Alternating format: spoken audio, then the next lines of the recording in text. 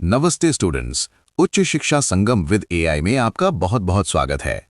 Business studies के superhit marathon के बाद आप सभी की भारी डिमांड आ रही थी कि इकोनॉमिक्स यानी अर्थशास्त्र का भी एक ऐसा ही वीडियो लाया जाए। तो स्टूडेंट्स, आपका इंतजार खत्म हुआ। आज हम इकोनॉमिक्स का एक बहुत ही शानदार महामैराथन करने जा रहे हैं। इस एक ही वीडियो में हम आपके सिलेबस के 2 मार्क्स, 4 मार्क्स और 6 मार्क्स वाले सभी सबसे महत्वपूर्ण प्रश्नों को कवर करेंगे। आगे बढ़ने से पहले एक जरूरी बात, इस वीडियो में जहां भी अंतर स्पष्ट करें यानी डिफरेंस वाले सवाल आएंगे, उनका उत्तर मैं पढ़कर नहीं बताऊंगा, बल्कि वो आपकी स्क्रीन पर एक टेबल के रूप में शो हो जाएंगे। आप बस वीडियो को पॉज करके उसका स्क्रीनशॉट ले लीजिएगा और उसे अच्छे से पढ़ लीजिएगा। बाकी सभी कॉन्सेप्ट्स मैं आपको एकदम आसान भाषा में समझाऊंगा। तो चलिए बिना टाइम वेस्ट किए शुरू करते हैं। सबसे पहले हम कवर करेंगे 2 मार्क्स वाले अति लघु उत्तरीय प्रश्न। पहला सवाल है, प्रत्यक्ष कर यानी डायरेक्ट टैक्स और अप्रत्यक्ष कर यानी इनडायरेक्ट टैक्स को उदाहरण सहित परिभाषित करें। उत्तर है, प्रत्यक्ष कर वो कर है जिसका बोझ उसी व्यक्ति को उठाना पड़ता है जिस पर यह लगाया जाता है। इसे किसी और पर टाला नहीं जा सकता। इसका सबसे अच्छा उदाहरण है इनकम टैक्स और कॉर्पोरेट टैक्स। वहीं अप्रत्यक्ष कर वो कर है जो लगाया किसी और पर जाता है, लेकिन उसका असली बोझ किसी अंतिम उपभोक्ता पर पड़ता है। इसे आसानी से टाला जा सकता है। इसका उदाहरण है जीएसटी और कस्टम ड्यूटी। दूसरा सवाल है, प्रगतिशील कर यानी प्रोग्रेसिव टैक्स क्या है। उत्तर है, प्रगतिशील कर प्रणाली में जैसे जैसे व्यक्ति की आय बढ़ती है, कर की दर भी उसी अनुपात में बढ़ती जाती है। इसका मेन मकसद समाज में आर्थिक असमानता को कम करना है। सरल शब्दों में कहें तो अमीरों पर ज्यादा टैक्स और गरीबों पर कम या कोई टैक्स नहीं। भारत का आयकर इसका बेहतरीन उदाहरण है। तीसरा सवाल है, वस्तु एवं सेवा कर यानी जीएसटी से आप क्या समझते हैं। उत्तर है, जीएसटी एक व्यापक, मल्टी स्टेज और डेस्टिनेशन बेस्ड अप्रत्यक्ष कर है। इसने भारत में उत्पाद शुल्क और वैट जैसे कई पुराने टैक्स को खत्म कर दिया है। इसका मुख्य नारा है, एक राष्ट्र, एक बाजार, एक कर। चौथा सवाल है, राजकोषीय घाटा यानी फिस्कल डेफिसिट और प्राथमिक घाटा यानी प्राइमरी डेफिसिट क्या है। उत्तर है, सरकार के कुल खर्च और उधार को छोड़कर कुल प्राप्तियों के बीच का अंतर राजकोषीय घाटा कहलाता है। ये बताता है कि सरकार को मार्केट से कुल कितना पैसा उधार लेने की जरूरत है। और जब हम इस राजकोषीय घाटे में से पिछले लोन्स पर दिए जाने वाले ब्याज को घटा देते हैं तो जो बचता है उसे प्राथमिक घाटा कहते हैं। पांचवां सवाल, सार्वजनिक ऋण के स्रोत लिखें और आंतरिक ऋण क्या है। उत्तर, सरकार अपने खर्चों को पूरा करने के लिए जो उधार लेती है उसे सार्वजनिक ऋण कहते हैं। इसके 2 स्रोत होते हैं, आंतरिक और बाह्य। जब सरकार देश के भीतर से ही उधार लेती है, जैसे आरबीआई या देश की जनता से, तो उसे आंतरिक ऋण कहते हैं। और जब विदेशों या वर्ल्ड बैंक से उधार लेती है तो उसे बाह्य ऋण कहते हैं। छठवां सवाल, दूसरी पंचवर्षीय योजना या महालनोबिस मॉडल के उद्देश्य क्या थे। उत्तर, दूसरी पंचवर्षीय योजना का खाका पीसी महालनोबिस ने तैयार किया था। इसका मेन मकसद था देश में तीव्र औद्योगिकीकरण यानी रैपिड इंडस्ट्रियलाइजेशन लाना। इसमें भारी और बुनियादी उद्योगों जैसे लोहा और इस्पात के विकास पर सबसे ज्यादा जोर दिया गया।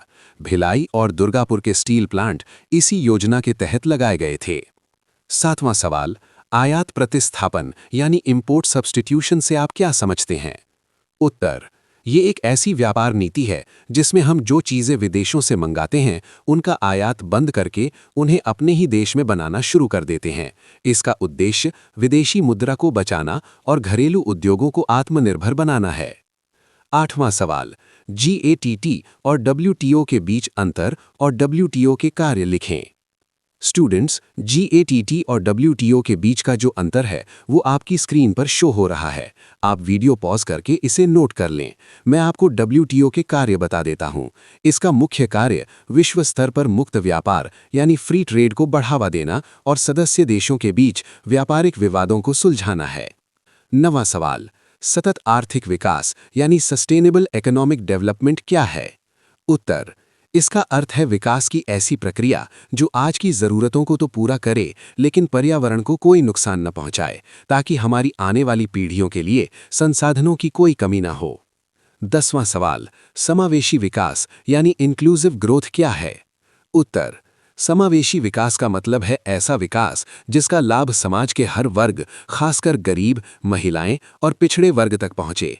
इसका उद्देश्य सिर्फ जीडीपी बढ़ाना नहीं है, बल्कि गरीबी और बेरोजगारी को कम करके सबको बुनियादी सुविधाएं देना है, बिल्कुल सबका साथ, सबका विकास की तरह।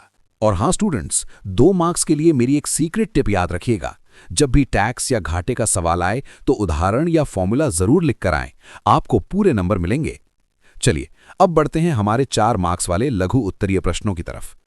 पहला सवाल, भारत में सूचना प्रौद्योगिकी यानी आईटी के महत्व पर चर्चा करें और सेवा क्षेत्र के उदारीकरण के प्रभाव समझाएं। उत्तर, आईटी सेक्टर भारतीय अर्थव्यवस्था के लिए एक ग्रोथ इंजन है। इसके कई लाभ हैं। पहला, इससे भारत को भारी मात्रा में विदेशी मुद्रा प्राप्त होती है। दूसरा, टीसीएस और इन्फोसिस जैसी कंपनियों ने लाखों युवाओं को रोजगार दिया है। तीसरा, ई गवर्नेंस और यूपीआई के आने से सरकारी कामों में पारदर्शिता आई है और भ्रष्टाचार कम हुआ है। वहीं उदारीकरण के बाद सर्विस सेक्टर में जबरदस्त उछाल आया है। आज भारत की जीडीपी में इसका योगदान 50% से ज्यादा है और विदेशी निवेश भी काफी बढ़ा है। दूसरा सवाल, आउटसोर्सिंग क्या है, इसके लाभ और प्रकार बताएं।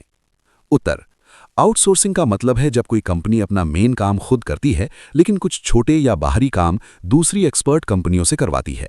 इसके लाभ ये हैं कि इससे कंपनी का खर्च कम होता है, क्वालिटी अच्छी मिलती है और कंपनी अपने मेन बिजनेस पर फोकस कर पाती है। इसके मुख्य प्रकार हैं बीपीओ जैसे कॉल सेंटर का काम, केपीओ जिसमें फाइनेंस या रिसर्च का काम आता है और एलपीओ जिसमें लीगल या पेटेंट से जुड़ा काम बाहर दिया जाता है। तीसरा सवाल, मुद्रा के कार्य क्या हैं और मांग प्रेरित मुद्रास्फीति कैसे उत्पन्न होती है। उत्तर, मुद्रा के प्राथमिक कार्य हैं विनिमय का माध्यम बनना यानी खरीद बिक्री को आसान बनाना और मूल्य का मापक होना। इसके गौण कार्य हैं भविष्य के भुगतानों को आसान बनाना और मूल्य का संचय करना। मांग प्रेरित मुद्रास्फीति तब आती है जब देश में चीजों की मांग उनकी सप्लाई से बहुत ज्यादा हो जाती है। इसे हम ऐसे समझ सकते हैं कि जब बहुत अधिक पैसा बहुत कम सामान के पीछे भागता है। ये तब होता है जब लोगों की आय अचानक बढ़ जाए या सरकार अपना खर्च बहुत बढ़ा दे। चौथा सवाल, प्रत्यक्ष और अप्रत्यक्ष कर के बीच अंतर स्पष्ट करें और आर्थिक विकास में सार्वजनिक ऋण की भूमिका पर चर्चा करें। स्टूडेंट्स, प्रत्यक्ष और अप्रत्यक्ष कर का अंतर आपकी स्क्रीन पर टेबल के रूप में आ गया है। वीडियो पॉज करके इसका स्क्रीनशॉट ले लीजिए। अब इसके दूसरे हिस्से पर बात करते हैं। आर्थिक विकास में सार्वजनिक ऋण की भूमिका बहुत बड़ी है। सरकार इस उधार के पैसे को रेलवे, सड़क और बुनियादी ढांचे में लगाती है। मंदी के समय ये ऋण बड़े प्रोजेक्ट्स शुरू करने और रोजगार पैदा करने के काम आता है, जिससे देश का औद्योगिकरण तेज होता है। स्टूडेंट्स, अब हम आ गए हैं इस मैराथन के सबसे बड़े और महत्वपूर्ण हिस्से पर। 6 मार्क्स वाले दीर्घ उत्तरीय प्रश्न, इन्हें बहुत ध्यान से सुनिएगा। पहला सवाल, केंद्रीय बैंक के प्रमुख कार्यों पर चर्चा करें। उत्तर, किसी भी देश का केंद्रीय बैंक जैसे हमारा आरबीआई पूरी बैंकिंग प्रणाली का बॉस होता है।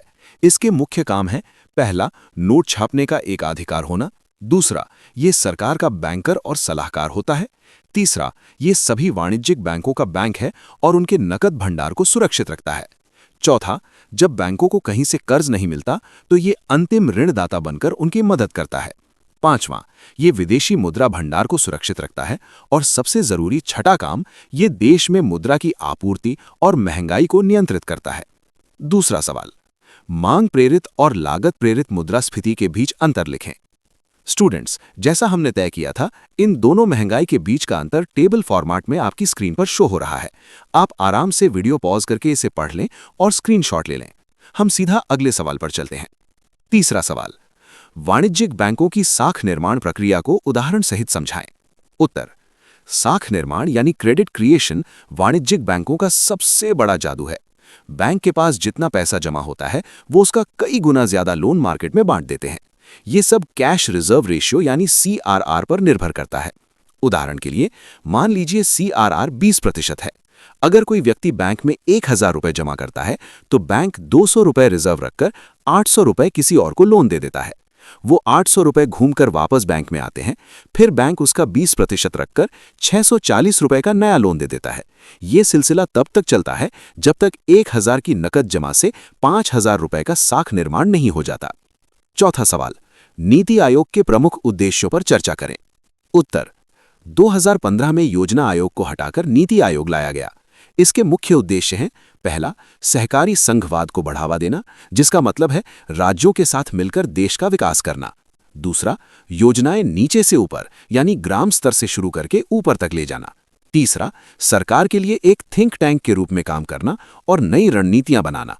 और चौथा, ज्ञान, इनोवेशन और सस्टेनेबल डेवलपमेंट पर जोर देना। पांचवां सवाल, भारत में गरीबी और बेरोजगारी के बीच संबंध की व्याख्या करें और गरीबी उन्मूलन के कदम बताएं। उत्तर, गरीबी और बेरोजगारी एक ही सिक्के के दो पहलू हैं। जब कोई बेरोजगार होता है तो उसके पास पैसे नहीं होते, वो गरीब हो जाता है। गरीबी के कारण वो अपने बच्चों को अच्छी शिक्षा नहीं दे पाता और शिक्षा ना होने से बच्चे फिर बेरोजगार रह जाते हैं। इसे गरीबी का दुष्ट चक्र कहते हैं। इसे खत्म करने के लिए सरकार ने मनरेगा चलाया है, जिसमें 100 दिन के रोजगार की गारंटी है। इसके अलावा महिलाओं के लिए राष्ट्रीय आजीविका मिशन, छोटे व्यापार के लिए मुद्रा योजना और युवाओं को काम सिखाने के लिए स्किल इंडिया जैसे बेहतरीन कदम उठाए गए हैं। छठा और इस मैराथन का आखिरी सवाल, यूएनडीपी के सतत विकास लक्ष्यों का उल्लेख करें। उत्तर, दुनिया से गरीबी और भुखमरी मिटाने के लिए यूएनडीपी ने 17 लक्ष्य तय किए हैं, जिन्हें 2030 तक पूरा करना है। इनमें से 6 प्रमुख लक्ष्य हैं। पहला, गरीबी का पूरी तरह अंत। दूसरा, शून्य भुखमरी और बेहतर पोषण। तीसरा, सभी के लिए अच्छा स्वास्थ्य। चौथा, सबके लिए गुणवत्तापूर्ण शिक्षा। पांचवा, महिलाओं और पुरुषों के बीच लैंगिक समानता। और छठा, सभी के लिए स्वच्छ जल और स्वच्छता का प्रबंध करना। तो स्टूडेंट्स, एक लंबी सांस लीजिए। हमने इकोनॉमिक्स के इस बड़े सिलेबस को भी चुटकियों में कवर कर लिया।